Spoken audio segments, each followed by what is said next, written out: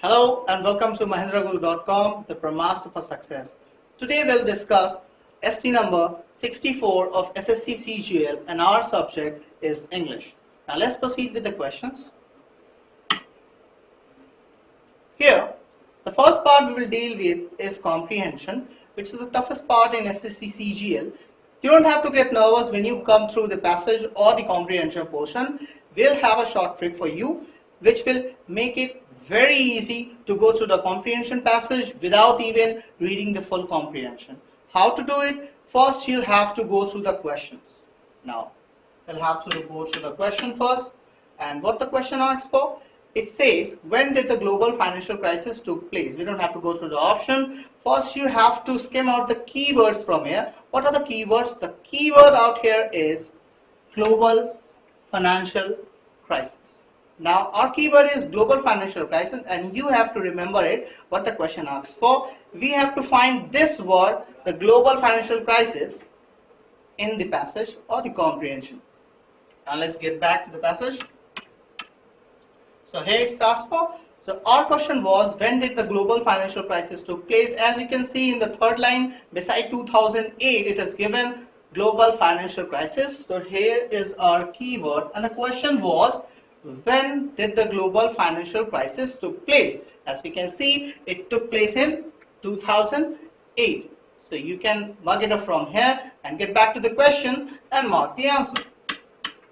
As it asked for, when did the global financial crisis took place? We can see option number C says it's 2008 and 2009 as mentioned in the comprehension. So question 1, answer C. So for question 1, we have the option which lies in C. Let's move on to the next question.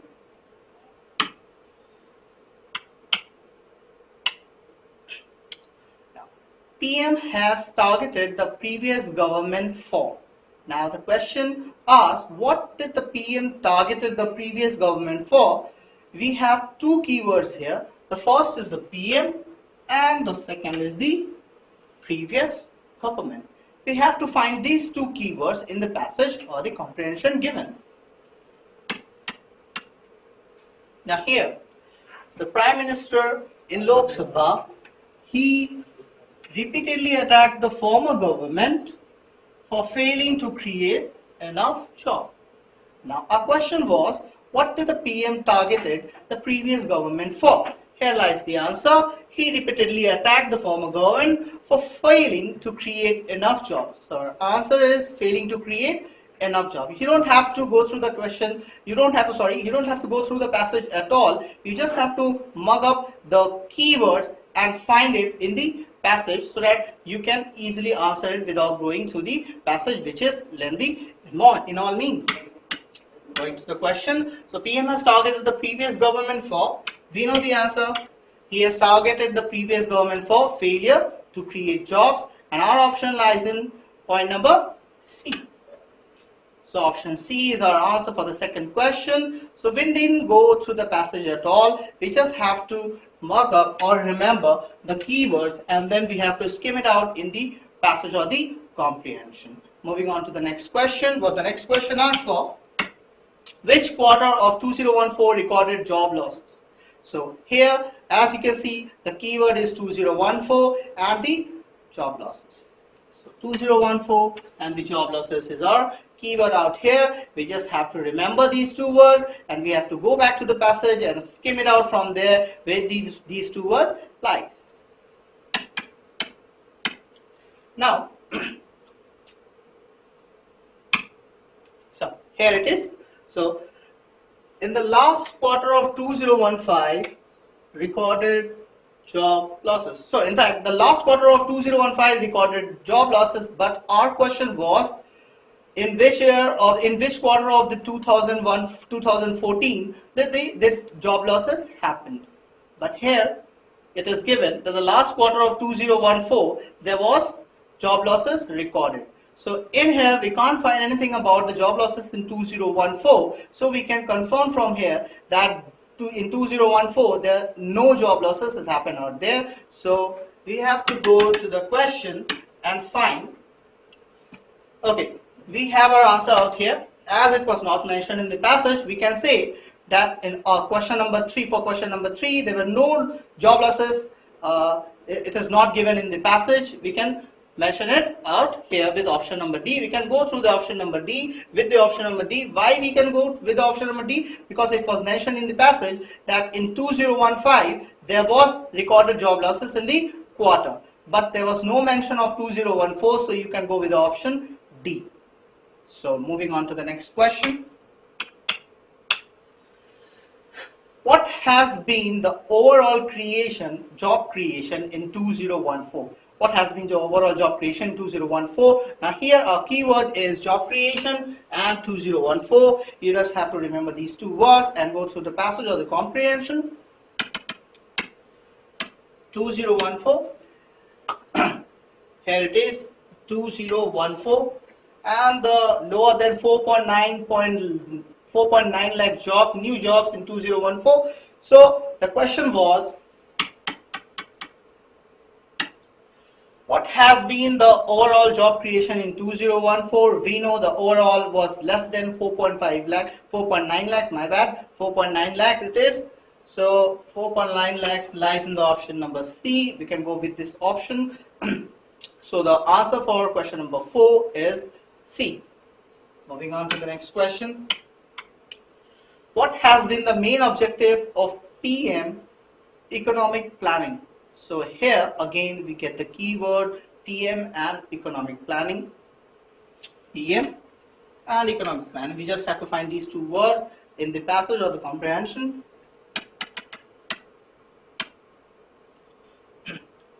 Now the PM economic plan, we can find it out here, but we have to find what has been the main issue with PM's economic planning. And as we can see, as increasing employment opportunities has been at the heart of Prime Minister's economic plan. You can see as the increasing employment opportunity has been at the heart of the Prime Minister PM, but the main aim of PM economic plan was to create more and more jobs. So to create more and more jobs can be our option. So the option was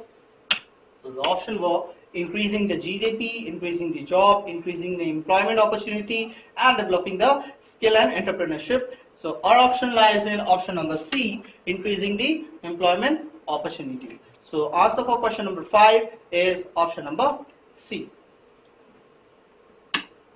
Okay, that's all for the comprehension portion. Moving on to the next section, that is error correction. Here we have a sentence will be given and you have to find error in the section A, B, C, D. Now here you just have to skim out the errors in a sentence. Now what to do, how to deal with it? First you have to break the sentence into 4 parts and read each part of the sentence carefully. Now at first when I read, all his friends smiled mocking at his failure.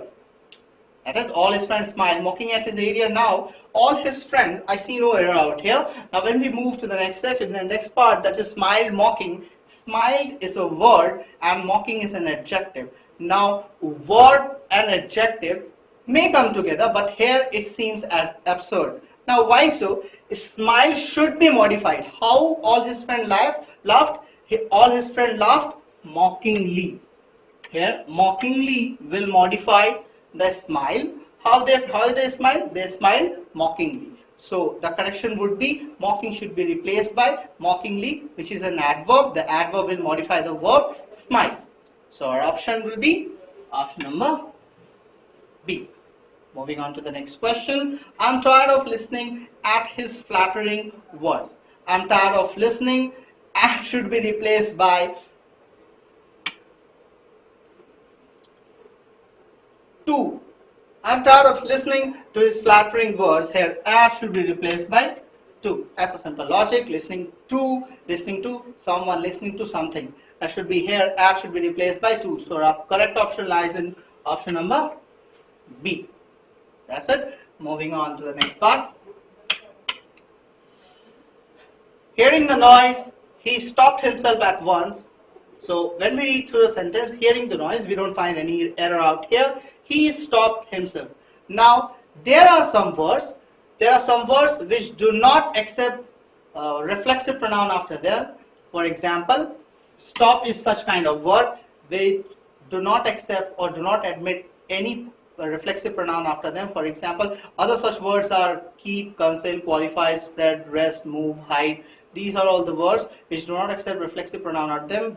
So here, stopped himself is incorrect. It should be stopped only. Hearing the noise, he stopped at once. No need to add any reflexive pronoun after them because some words do not accept or admit any reflexive pronoun after them. So our correct option would be B. Now moving on to the next question. Question number 4. 10,000 rupees were a large amount 50 years ago. Now here it is very important to look out here. 10,000 rupees were a large amount 50 years ago. Now 10,000 rupees is a plural noun out here, but here it is taken as a single entity or as a whole. Whenever a plural noun is taken as a single sum amount, the word will be singular in nature. For example, 10,000 rupees, were should be replaced by was. 10,000 rupees was a large amount 50 years ago. Why did we did it? Because 10,000 rupees here is a single entity. That 10,000 rupees is taken as a single amount, single sum. So here the word will be singular in nature. That is, was should be replaced by was. So our correct option would be option number B. Moving on to the next question. Globalization has ushered in an era of market economy. Now here when we read the sentence again, globalization has ushered in era of market economy. I don't see any error here. If we don't find any error in any of the sentence, you can go with the option D. So we have completed our error correction. Moving on to the sentence improvement part, which is a very important part. Question number C asks for, you and I would be punished if we do not attend the concert. Now, in case of pronoun, when singular subject are there, and you use the pronoun in the format 2, 3, 1. Now, in the format 2, 3, 1, in the sense second, third, and first person. Second person, third person, and first person. Now they should be placed, if the subjects are singular in nature, they should be placed in the order 2, 3, 1. If they are plural in nature, they should be placed in the order 1, 2, 3, where first person comes first, second, and third person in third position. But during an unpleasant act, what happens? The format changes. Now here, instead of 2, 3, 1, you and I would be punished. An unpleasant act is there. So instead of 2, 3, 1, 1, 2, 3 should be used. That means I should come first and you will be followed by it. That is I and you. So we are getting two options is I and you, I and you, and I and you. Now what the sentence demands, you and I would be punished if we do not attend the concert. It is in the future tense. So would will not be used. It will should be used in place of would. Why so? Because it is in future tense. So option 1 can be ignored and option C is our answer. Why so? Because the pronoun is in singular form and the act is unpleasant. So we should use the form 1, 2, the order 1, 2, 3, and we have to go with will. Why so? Because the sentence is in future tense. So our option is C. For question number C, the option is, for question number 6, the option is C. Moving on to question number 7. He is as intelligent, if not more intelligent than his brother. He is as intelligent. If we go through option number B, we can find our answer. He is as, the question is always as is always complemented by as when is taken in a sentence as a whole. He is as intelligent as, if not more intelligent than his brother. So we'll have to go with option number B. So for our question 7, our answer is B. She seldom if never gets up early. Now in adverb you can find seldom if ever or seldom or never. Seldom if ever, sometimes. Seldom if ever, it means barely, rarely. She seldom if ever gets up early in the sense she barely gets up early. So we have our option number A as our answer, because seldom if ever means to barely or hardly do something we don't. Now Next question is the silkworm lives over the mulberry leaves. Here the diet of the silkworm is mulberry leaves. Now, lives at means to live in a specific place. Live in means to live in a particular region. Lives on means the diet of something. If I say I live on junk food, that might be true. I lives on junk food. Now here lives on means diet. Lives on means diet. So we can substitute this sentence, this phrase with our option, that is lives on. The silkworm lives on the mulberry leaves clearly indicate that the silkworm, the diet of the silkworm is mulberry leaves. So our option should be lives on. Moving on to the next question. As soon as I entered the building, I could hear someone shouting for help. When we go through the option, our option number D, no improvement. Why it should be no improvement? Now, if we had option number 1 in place of as soon as, no sooner had I entered the building, there should be a than out here. There should be a than. Then the sentence would have been correct. Now again, sooner than I entered the building does not make any sense, and if hardly was there, there should be when in place of than. Now since all the three are not there, we have to go with option number D, that is no improvement. That's it.